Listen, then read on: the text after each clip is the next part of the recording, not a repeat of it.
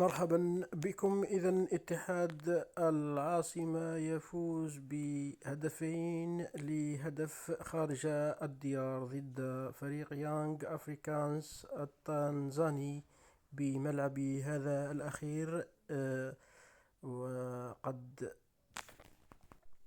والاتحاد كان فائزا في النتيجة بهدف لصفر منذ الشوط الأول، وتعادل الفريق التنزاني في الدقيقة 82، وبعدها سجل مباشرة الاتحاد هدف الفوز في الدقيقة 83، وبهذا يضمن الاتحاد الفوز خارج الديار ب3 نقاط وبهدفين لهدف، في انتظار المقابلة القادمة بملعب 5 جويلية إن شاء الله.